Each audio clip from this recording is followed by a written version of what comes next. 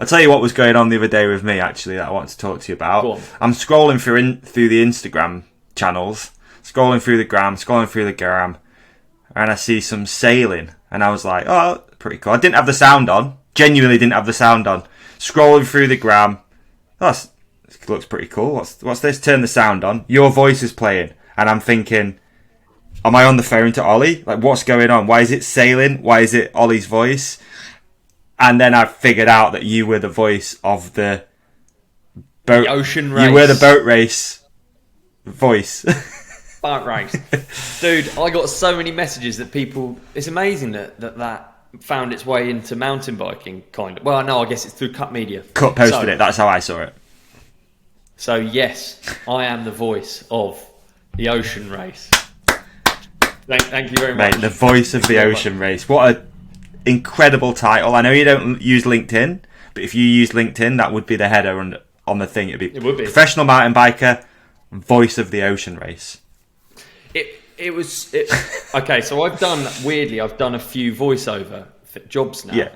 I can't remember what they started through, but it was realistically cut. I think I did one for Tourist Board or something in Scotland. Okay. Visit Scotland or something, and they needed a voiceover last minute for the ocean race, and they were producing like these kind of videos that summarised it to promote the ocean race.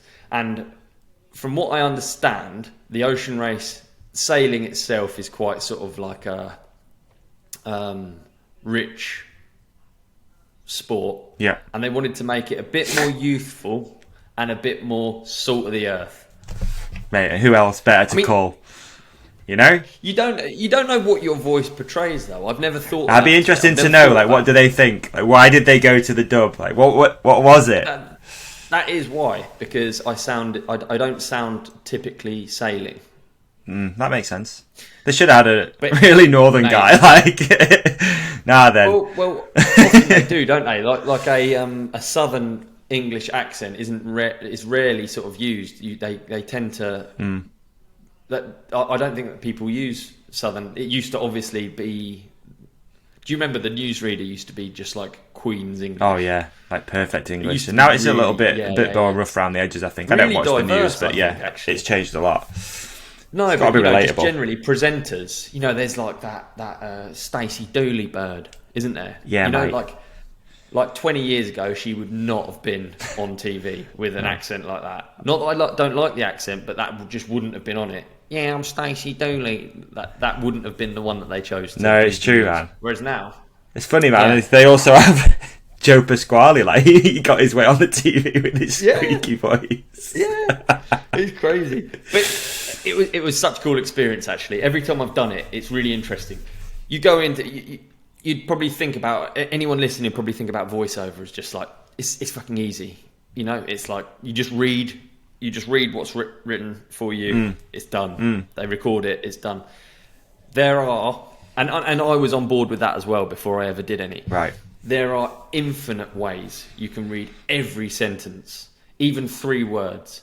The ocean race. Nice. The ocean race. The ocean race. You see what I mean? Yeah. Like each of those things means a different thing, and if it's your race, you want it said in the right way. So I'm in a recording booth, looking like I'm recording Christmas number 1. It's literally like that, like a full booth. I've got a director from Cut on the phone. I think they were like Skyping with the race organisers or the person in marketing at the race thing. Okay. So you have to go through endless iterations of the same thing. Yeah, and you've got like the phrase that you need to say. These boats. I can't even remember. I was trying to find the script. Okay. But you've got how you think you're going to say it, and then you'll go through a next one. They might go, "Oh, that's perfect, brilliant." Yeah. Again, there are like endless different moods that you can read something, and you want a video piece, even if it's short, to like ebb and flow. You don't want it to be like the whole time. You want it to be Are you seeing the content as well at the same time, so you can see the context of what you're talking about, or is it just the voice? That was impossible. We tried that on this one, and it had I was going to have the sound of the sample voiceover, not the professional voiceover. in one ear, and then I would have to replicate it in real time over the video. Way too difficult. Okay. Way above my pay grade. I'm crap at that. So right. I don't know. The whole experience was really cool because it was like, it made you. You have to. It's too easy to just look at something and think it's easy. Yeah, yeah. You know what I mean? Yeah, yeah. Until you're actually there, and the same goes for whatever. Being on camera, being. Did it take a little while until you'd sort of like not settled into it, but let go of, like, we were talking about before, just like letting go and just surrender into the process of it? Because I think if I did it, I'd be like quite nervous at first. I'd be like trying to say stuff, but you don't want to sound like a total douchebag, so you wouldn't say it how you maybe even think you should say it, and then you go, and then you almost need to just surrender to the process and just let whatever comes out come out. And you're exactly right. Yeah, similar to this, man. It's a similar process, I bet, to this. Think about how nervous you'd be when you first do a podcast, and like you're trying to say the right thing all the time, and then it's like with anything, right? You just settle into it, and over time you become more comfortable with just sitting and saying whatever it is that comes out of your mouth. But we don't have a director telling you what to say. That's the thing. True. It sounds stupid, but it's like being on camera. My turning point, because I used to be awful on camera when I was younger, because I was just like, "Fuck, this is so weird." It's not a natural thing. It's probably more natural now that there's like smartphones with cameras. Yeah. But I used to not be natural at all, and actually all that changed. I'm okay on camera now, and all that changed was just I don't care anymore. I don't care what anyone thinks, and like that definitely.